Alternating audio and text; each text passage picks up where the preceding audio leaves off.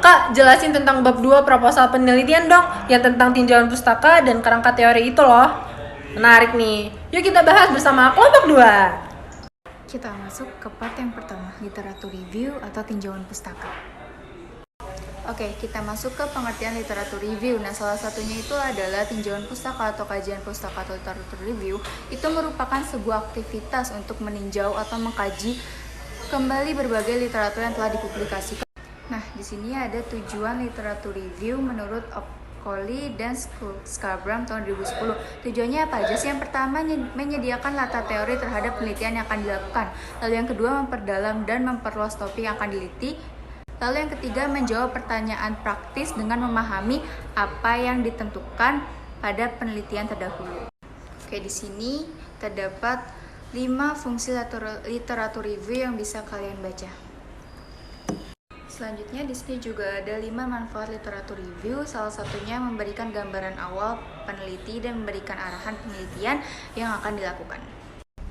Di bawah ini ada proses penyusunan tinjauan pustaka menurut Machi dan McDefoe dan menyusun tinjauan pustaka. Bisa kalian baca. Oke, selanjutnya kita masuk ke cara penyusunan literatur review. Yang pertama, memilih topik yang akan direview. Lalu yang kedua, mencari literatur. Yang ketiga, melakukan analisis literatur. Lalu yang keempat, mengorganisasi penulisan review. Kita lanjut ke part 2 ya guys.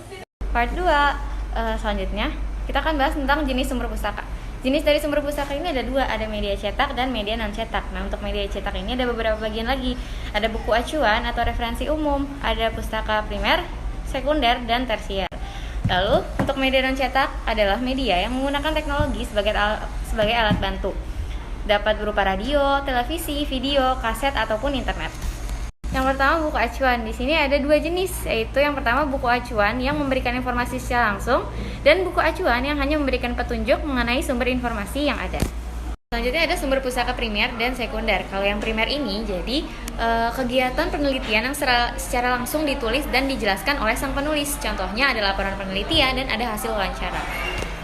Nah, untuk sumber pustaka sekunder, dia itu setiap publikasi yang disusun oleh peneliti yang dia itu bukan peneliti atau pengamat secara langsung dalam kegiatan yang digambarkan dalam suatu pustaka. Contohnya ada ensiklopedia, kamus, almanak dan buku tahunan, buku pegangan dan manual, biografi, dan sumber geografi. Nah, selanjutnya ada sumber pustaka tersier. Sumber tersier ini dapat digunakan sebagai informasi awal dan untuk penelusuran lebih lanjut. Contohnya itu bibliografi, indeks, dan abstrak. Next part selanjutnya guys. Selanjutnya tahap mencari literatur. Di sini ada tahap menulis literatur. Ada 3 tahap dalam menulis literatur. Yang pertama, kalian harus mencari literatur yang sesuai dengan topik yang kalian ambil. Lalu selanjutnya kalian harus melakukan penilaian terhadap literatur tersebut. Dan yang ketiga, kalian harus melakukan kegiatan analisis pada literatur yang kalian pilih. Lalu selanjutnya ada langkah mencari literatur. Di sini dalam langkah mencari literatur ini ada 7 langkah dan kalian bisa baca sendiri. Nah, ini dia kelanjutan dari langkah mencari literatur yang ada 7 tadi langkah yang saya sebutkan. Lalu selanjutnya ada teknik mencari sumber pustaka. Jadi di sini ada teknik manual, di mana di teknik manual ini kita pencarian secara cepat. Dalam teknik manual itu ada dalam dua bentuk, yaitu ada bentuk katalog dan juga ada bentuk abstrak. Itu ada perbedaan-perbedaan antara kedua bentuk tersebut, kalian bisa baca sendiri. Selanjutnya di sini ada cara melakukan pencarian secara daring. Jadi ada beberapa cara, seperti misalnya ada dari situs web atau bisa dari karya ilmiah peneliti lainnya, seperti itu. Dan ini ada secara lengkapnya. Selanjutnya ada tahap menulis literatur. Jadi dalam menulis literatur itu ada 2 teknik yang harus diperhatikan. Yang pertama itu kalian bisa menggunakan aplikasi yang dapat membantu kalian dalam menulis sumber literatur. Contohnya seperti aplikasi Mendeley yang bisa langsung menulis sumber literatur di Miss Word. Lalu selanjutnya juga harus menggunakan gaya penulisan kepustakaan yang disesuaikan dengan keputusan dari penelitinya. Jadi ada macam-macam gaya penulisan. Selanjutnya ada tips menulis tinjauan pustaka yang kalian bisa lihat di sini. Ini udah banyak banget. Oke, selanjutnya kalian bisa lihat di part selanjutnya. Part terakhir guys, kerangka teori. Sebelumnya kalian tahu nggak sih mengenai kerangka teori ini apa? Menurut KBBI, kerangka teori itu adalah prinsip atau konsep ilmiah yang digunakan dalam penelitian sebagai dasar analisis data. Jadi kerangka teori ini adalah salah satu part yang paling penting dalam penulisan proposal penelitian guys.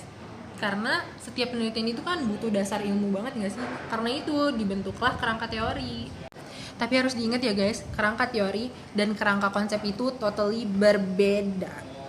Nah, kerangka teori ini punya peran dalam sebuah penelitian. Nah, itu jumlahnya ada 6 teman-teman.